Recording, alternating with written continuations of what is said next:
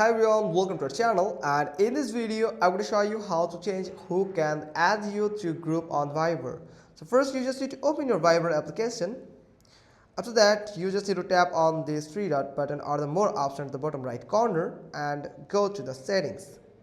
After that you just need to go to the privacy section where you will find that that here you can see this option, control who can add you to groups.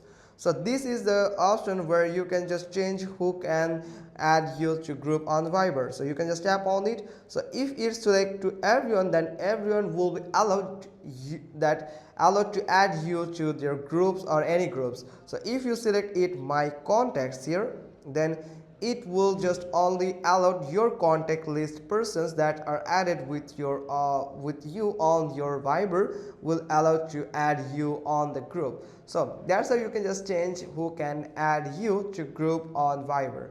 Hope you got this. If so, then give it a thumbs up, leave a comment below, and thanks for watching. Till next time.